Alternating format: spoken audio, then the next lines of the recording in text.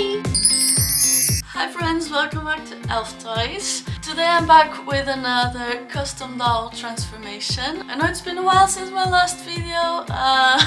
Some of you will know that I've been in Japan and I've been traveling. And guys, I really need it. A summer holiday this year. I can go for ages without a proper summer holiday, but this year I really needed one. I'm so glad I took the time away from posting a little bit. I'm sorry if I ghosted social media a little bit in the last month or two. But I'm back and I have a new doll and she's ready, she's beautiful, she's gorgeous, and today I'm ready to show her to you. And let's just say that this was an easy choice for a change. So when I was in Japan, I fully resparked my love for One Piece. I've been finishing One Piece this year. I finally finished it. It's absolutely huge in Japan, like we already knew that, but experiencing it firsthand is completely insane. Because it's been a summer in Japan and a beautiful summer this year, I thought the best thing I could bring to the channel is an anime mermaid. We're going to make Shirahoshi from One Piece, and obviously I got the manga with her on the cover because she is my favorite One Piece character. And then I thought I always wanted to work with one of those big Monster High dolls, like the frightfully tall Monster High dolls. I always wanted to customize one of those, so I thought Shirahoshi would be the perfect project for one of those Monster Highs because she is basically a giant mermaid. I don't think it's a spoiler to say that, like she is much bigger than humans, much bigger than average mermaids, so I thought it was a perfect candidate for an extra large Monster High project, and that's who we're going to transform today. So without any further ado, let's begin. So today's victim is the iconic, the fabulous Calliope Jellington. I thrifted her on eBay and she just arrived in the post. I had to sit her next to my other dolls just to see how huge she is. This is her size next to a G3 Draculaura. Time to bring her onto my desk and say goodbye to Calliope. As always, I will start by cutting off her original hair.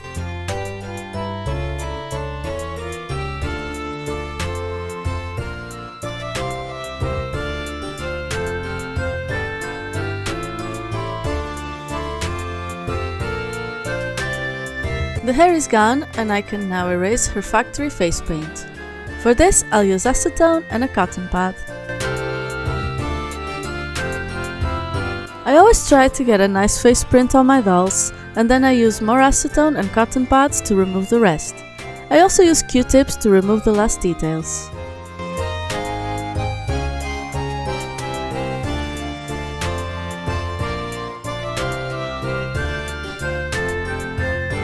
She's completely clean, and next I will use my Dremel to send off the drip effects on the body.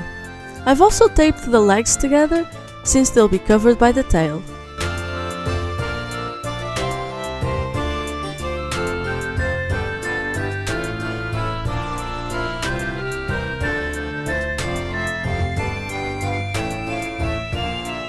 The majority of the texture is gone now I'll sand the body.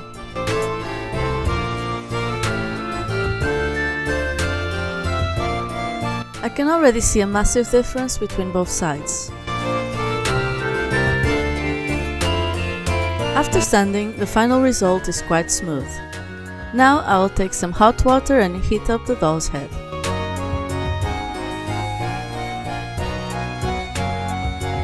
Once the head vinyl is soft, I can carefully remove the head. Removing this head was harder than normal Monster High dolls. I had to heat up the head multiple times and use pliers to help. Removing the hair plugs was also harder than normal, so I'm making the hair even shorter with trimmers. I managed to clean the rest of the hair plugs. Now I just need to lightly sand everything again. And now she's ready to go outside and spray paint all the doll parts.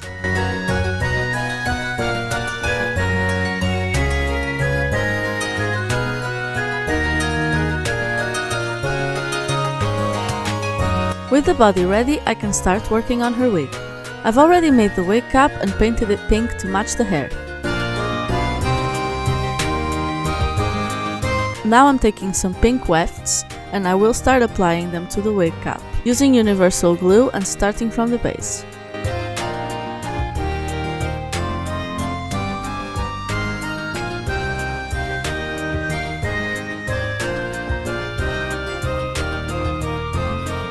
Once the base of the wig head is done, before I reach the crown, I'll start working on her fringe using smaller wefts. I trim them a little bit straight away to make it easier to handle. Then I keep on adding wefts until I reach the top parting. For her side parting on the top, I fold the wefts over before applying the glue. The base wig is ready, but I need to tame some of this hair.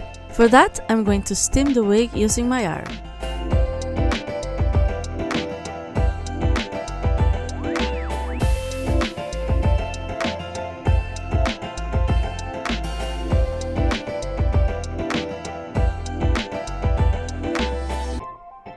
I apply a wig net on the wig and steam a little bit more, before leaving it to set for 48 hours.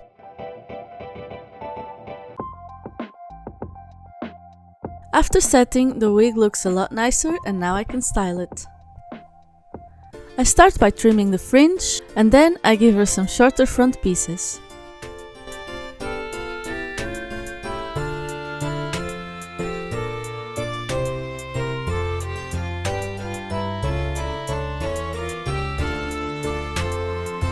Next, I'll take some clear elastics and recreate Shirahoshi's half ponytail.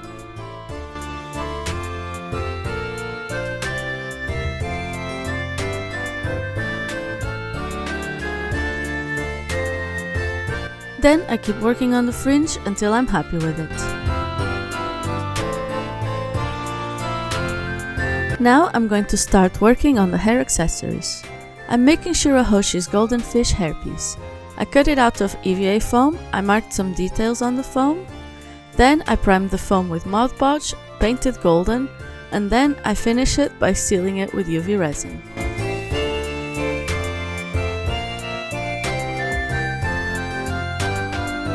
The fish is ready, but I also realized I lost the footage of me making her hair loops. I basically made the loops with wire, covered it with foam, and then I wrapped more pink wefts around each loop. That's it. And the wig is done. Thank you!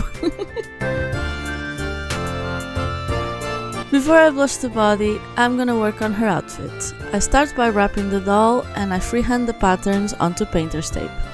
Then I cut out and flatten the patterns. I will start by cutting the pieces for the top out of gold spandex. I cut the pattern twice to use the same fabric as lining, and I've also cut out some rectangular strips. Now I just need to hand sew the parts together.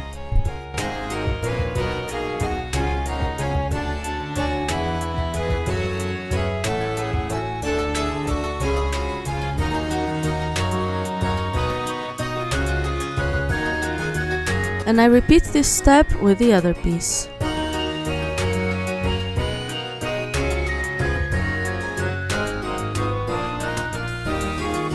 Next, I use fabric glue to glue in the darts on the top.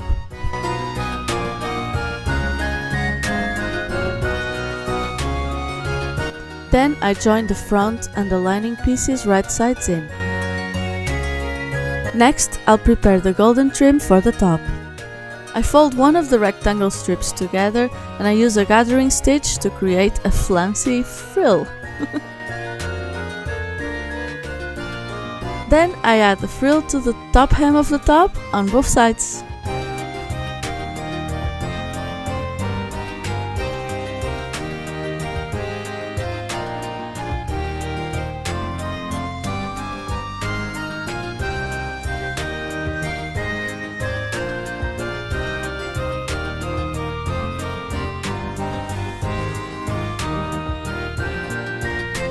The base for the top is ready, I just need to add scrunch to the center.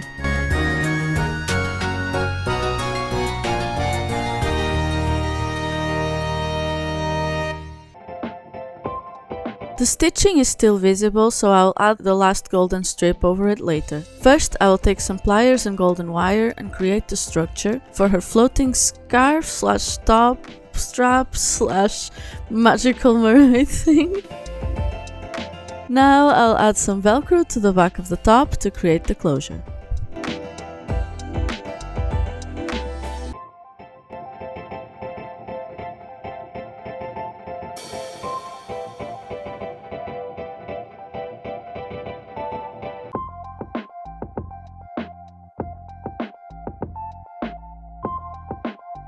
Then I take this gorgeous fabric I used for my Ari doll.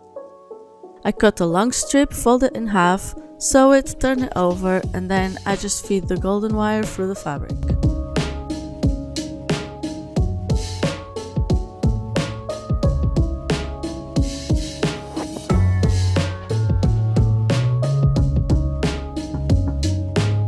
Finally, I just join these wired parts to the top straps. Then I'm adding more gold trim around it for a cleaner finish. Our mermaid top is ready and we can move on to the tail. I take the pattern I made before and I cut pieces out of pink sparkly spandex. Then I take some washi tape and mask the stripe pattern on the tail. Next, I take some iridescent acrylic paint and I paint stripes on the tail.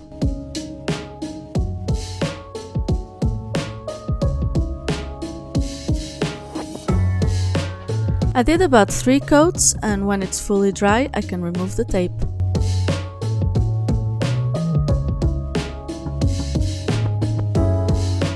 I think I totally aced these stripes. I'm really happy. Next, I will make the side fins with the same white fabric from before.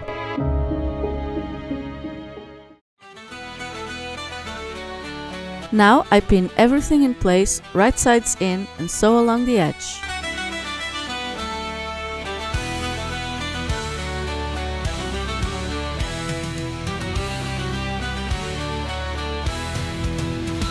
The base of the tail is ready. Next, I'll make the fin. For this, I will take this white fabric again and make a large rectangle. I folded the rectangle in half and gathered the top edge.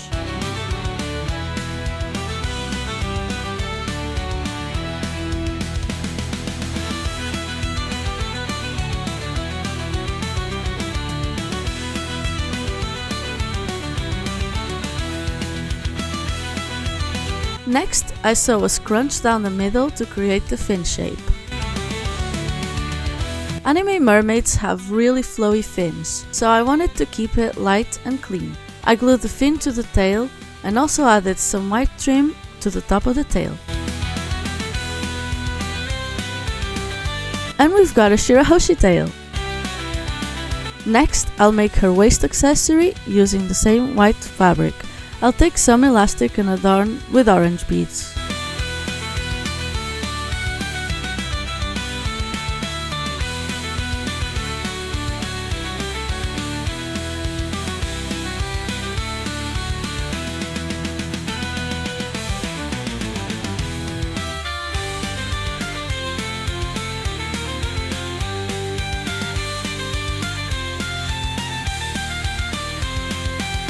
I'm also going to make her seashell earrings. I'll take some shell charms and paint them white.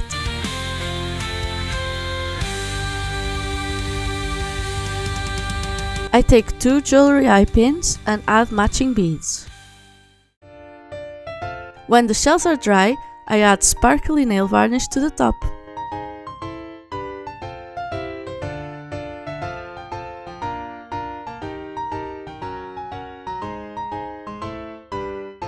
Once these are dry, I add them to the eye pins. Then I set it all in place with some UV resin and cut off the excess. And the earrings are done! Next, I will start the face-up.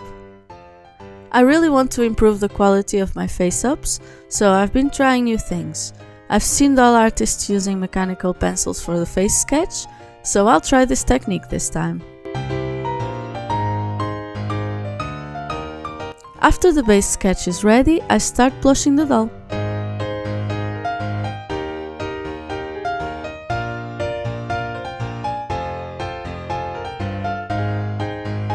Then I go in with my Inglot highlighter to give her a pearly glow.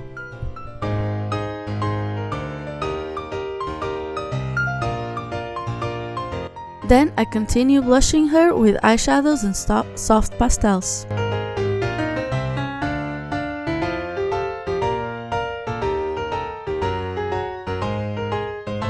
After this, I start applying base colors to the eyes with watercolor pencils.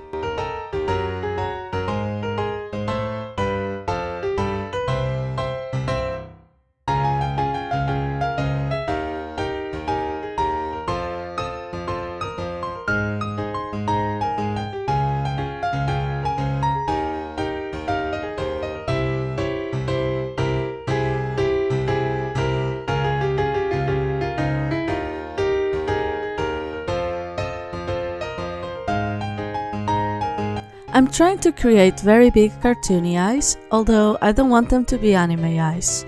But I don't want them to be realistic either, so I'm trying a very stylized eye inspired by retro and 60s cartoons, and I just keep going in with my pencils to build up the colors.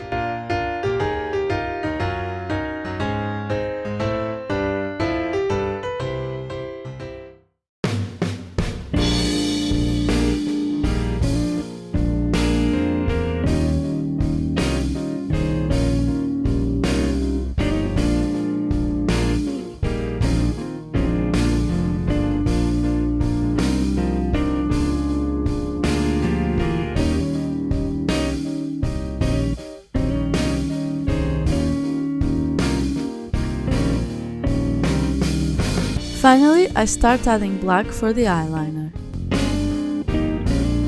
And I do this extremely slowly and carefully. This is what it looks like when the video is not sped up. Yeah, I think you get the point.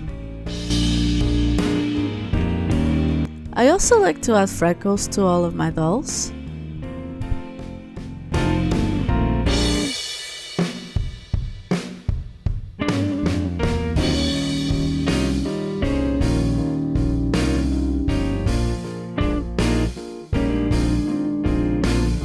And then I'm gonna use a Posca pen to add some details to the face.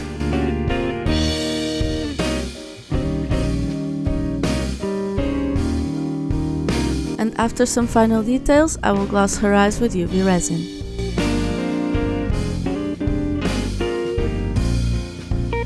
I always like to add a rhinestone to my doll's eyes. Then I joined the head with the body again, and this was super hard. I had to cover the face up, heat her up again, and then repaint it. And I also want to paint the head pink so she looks better without the wig.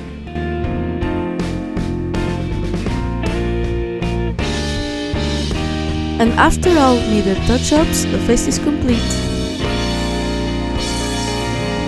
Now I just need to blush and highlight the body to match.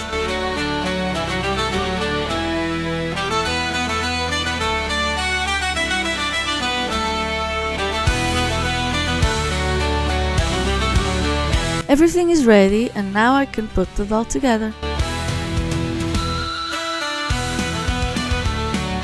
So our doll is ready, and I cannot wait to show you the final result. First, I just wanted to say, if you watched this far, thank you so much for being there. That really means a lot to me because I've only just started making dolls. This is just like my fourth or fifth doll. All of your support and your comments are really appreciated, and I just want to say thank you so much. And now it's time for the reveal. Are you ready?